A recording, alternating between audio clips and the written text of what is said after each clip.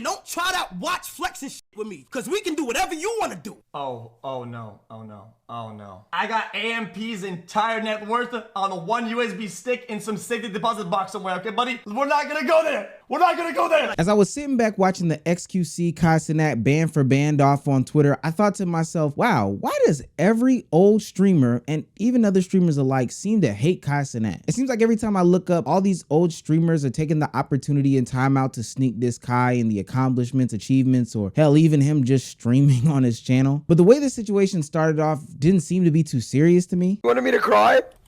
Oh my, here we go, bro. Drop 100 gifted if you want me to be happy, guys. Oh my god. Oh my god, what is Oh, that's a good strat. Wow. the Kai Cenat strat? She's really, dude. Wow, AJ, you let him do that? Wait, when does Wait, did I cause this? Kai cry for subs? Oh, God, When say is he- something, Q. When is he not? Say something, Q. Oh, agent, say something.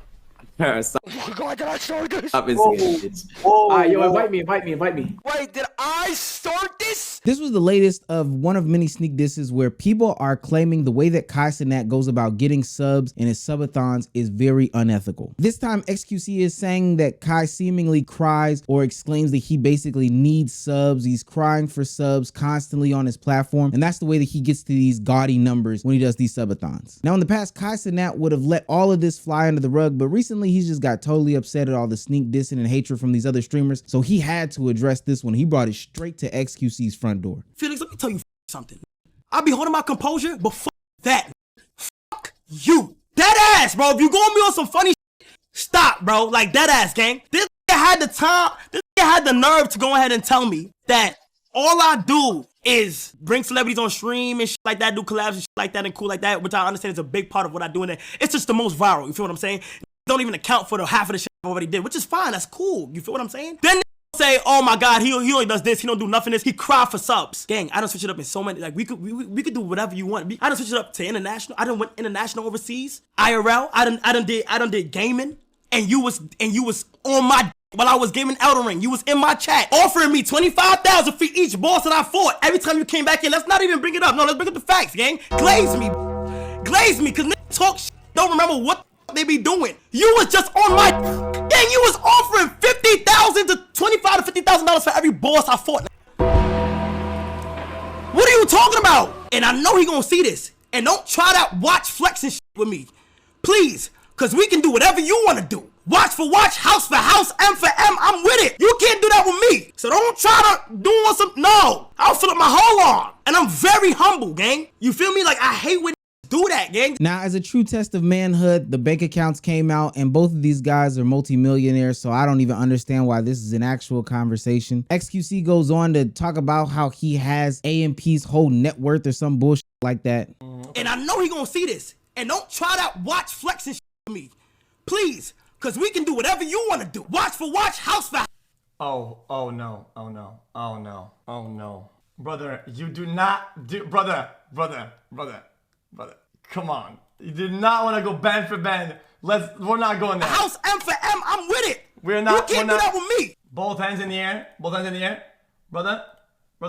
I got AMP's entire net worth on a one USB stick in some safety deposit box somewhere, okay, buddy? We're not gonna go there. And at this point, it's just turned into a whole measuring contest where people get off the topic at hand. DDG said something that I have to agree with here. Yeah, when they get to a certain dollar amount, it ain't about who got more money, bro. They both millionaires. It don't matter no more.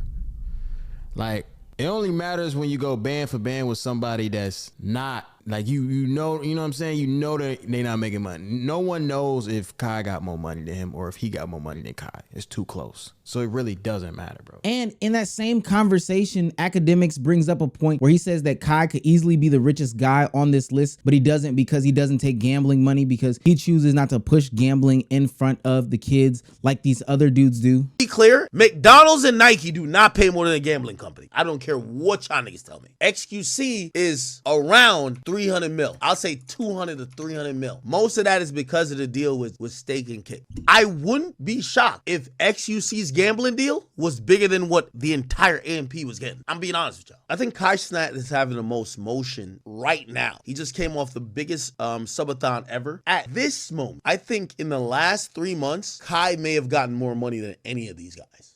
But just off of what he just did. Kai's biggest month on Twitch is probably like $3 million.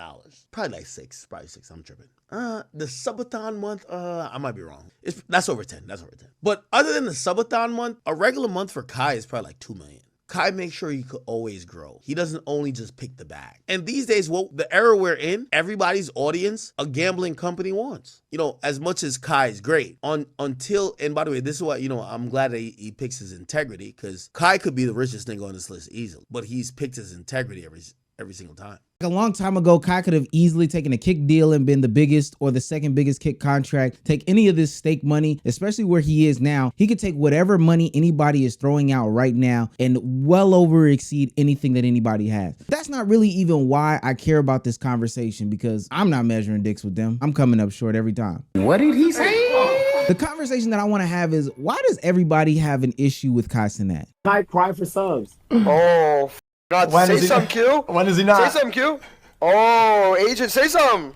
I'm going to coin a term here called ethical streaming. See, the old guard will have you thinking that streaming is reacting to videos, playing video games, watching YouTube videos, and interacting with your Discord community. But the new age streamer is literally doing something never seen before. Blackboy Max is making songs that are featured on Spotify's playlist while he's live on stream. Kai Cenat is bringing on some of the biggest and best creators, not just in the content sphere, but traditional creators like artists and other musicians, sports figures, and all that on the stream and performing skits with them. And even if you go down from that level, Deshae Frost is having some sort of sketch comedy where he's doing this IRL interaction with people that's kind of scripted, that makes its own show. And hell, IRL streaming literally took off in 2024. But if you ask some of the old guys, that is not the way streaming is done, and they seemingly have a problem when some content creators do these things. First and foremost, saying that you're only going to give credit to one person over the other when both of them have done things to elevate the game is a little bit silly to me. All of the people involved in this conversation be regarded very highly when we talk about streaming. Secondly, in this conversation, and this is only if we want to really get into it like this, I don't think it really matters who did something first. I think it matters who brought it to the biggest level that we're talking about at that current moment when we're dissecting it. Sure, you can always give credit to the pioneers, and I do think that they have to be in the conversation. But having this contest where we talk about who did what better and put it on a scale and this, that, and the third, and discrediting somebody else by saying I'm only going to give credit does nothing but harm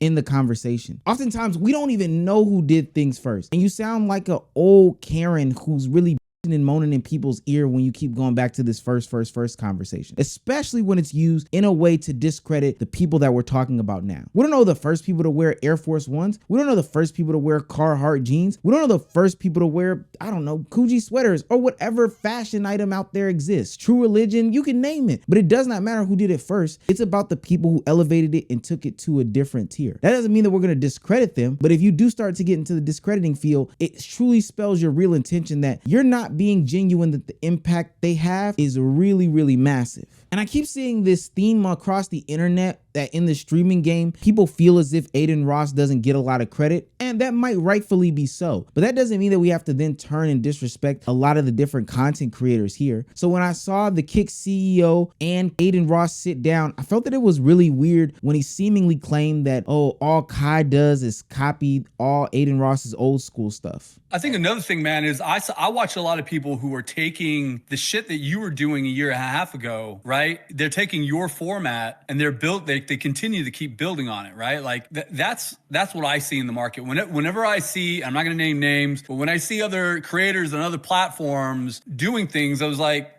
shit, this guy was having like one-on-one basketball with Chris Brown like years ago, man. Like this guy was doing crossover stuff years ago. You brought like this Jimmy Fallon late night talk show vibe, but without the corporate media slant where you're bringing on talent that you want to hang out with. You're seeing that exploding across you know, every top streamer that's out there. Now, mind you, I don't think any of these people will be saying these things if Kai Cenat was collabing with them or if he was streaming on their platform. I think that they would shut the hell up in these conversations. But what does it matter? Originality does not matter in these conversations. How can you put your own spin and twist on something that already exists? Because if we really want to get into the nitty gritty, nobody is originating anything anymore, and all of this is a copy of The Simpsons. Simpsons did it. Simpsons did it. People hate that Kai Cenat is now bringing on celebrities, race baits, gone corporate, and copies Adin Ross. But the thing is, everybody's doing these things, including XQC. If we're talking about the celebs, XQC had Drake and Ninja had Drake. If we're talking about going corporate, XQC has a stake deal that's like 70 million figures, and Ninja has literally been in the game of Fortnite. Like, I don't know how much more corporate you can get. I don't understand why it's cool for XQC, Ninja, and other streamers to do some of the exact same things, but when Kai Cenat does it, it's totally different. Now, I do think that the WL community is very, very heavily criticized by a lot of content creators. Destiny not too long ago called them black Zoomer streamers.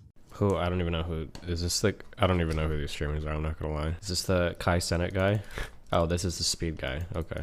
There's like this whole new legion of like black Zoomer streamers, and for as much as they talk about how like all white people did was scream at the camera, I feel like that's all these guys do. I don't know if they have more content, but holy shit, it's just not my shit. But I'm probably just getting old. Like it's like the new shit is like black dude tears his shirt up, screams something wacky and wild into the camera, is racist or homophobic. It's LOL, and like that's like okay, don't care. Or transphobic. Don't forget that one.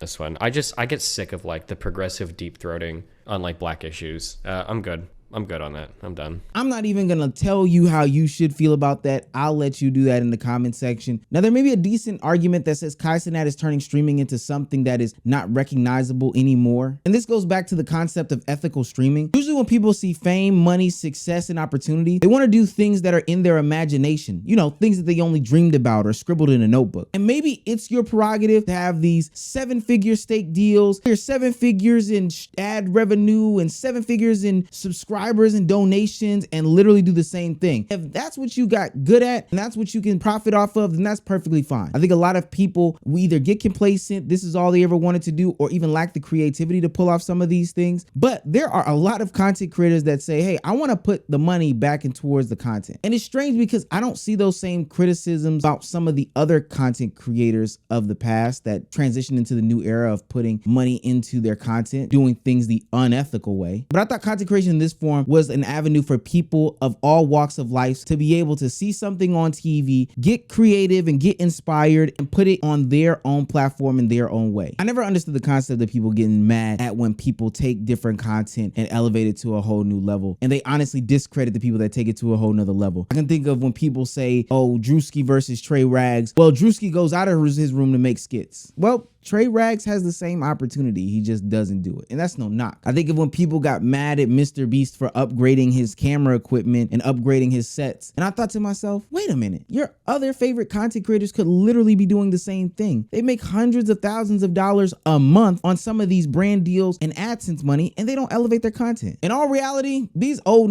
just hating. And maybe because they were able to reach the monetary success that some of these content creators were able to reach, but as far as the fame and cultural impact, it was never there for them. And this kind of reminds me of the rap argument. What is your take? That. Let me tell you something. Hip hop is what it is. Anybody that's talking about the state of hip hop right now, when talking about it from a negative place, sounds like somebody's grandfather. Okay. You know what I'm saying? I love that. This is just what it is. Yeah. Hip hop is evolving. If you don't like it, don't listen to it.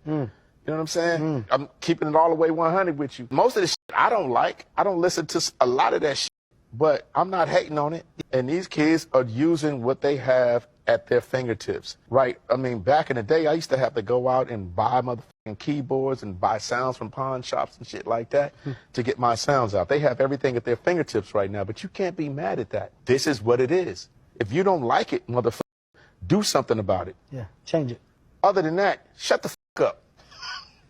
That's it. Stop hating. I can remember when Mos Def was asked about Drake's music, and he said that Drake's music was Target music. You know, it had a lot of SKUs, all the SKUs, all the SKUs. In reality, he was just saying that Drake's music was very much like pop music, right? Popular music. It wasn't about the lyrical abilities, but more about the ability to sell, chart, played a lot at parties, etc., taking away the integrity from the content creation being made called rap. You know, ethical rapping. And Mos Def wasn't a stranger to any of this rap melodic crossover that Drake was doing. He's done it before, but his sentiments echoed a lot of people in the hip hop conversation that rap was changing. And some might have argument that it might be for the worse, but there's a conversation that this is just the evolution of everything. Things change, new ideas and new lanes open up every single day. But what we can't do is continue to hate on the new age people that come and surpass goals. Records are made to be broken every single day, and they just are every single day. I can remember when Jason the Ween and Iron Mouse broke Kai Cenat's record. Kai Cenat didn't bitch about it. He literally got in the lab, put the pen to the paper, wrote out some scripts and stuff, and got more creative. Now, I feel like if we were having a serious conversations about how subathons can negatively impact the future upcoming generation of streamers and how maybe this isn't the best way to go about doing content creation, maybe that would be a more productive conversation. And hell, maybe XQC isn't some sort of dictionary, so he's not able to put all these words together, and maybe it's not in his lexicon. But I promise you, a lot of this just seems like downright hatred from these old content creators, and it's something that has to be discussed, or we just need to move on from them. Stop putting those people in these conversations and in these rooms, and just let their old fans watch them until their old fans eventually grow up, watch something else, and then they're just sitting there in a room streaming to nobody.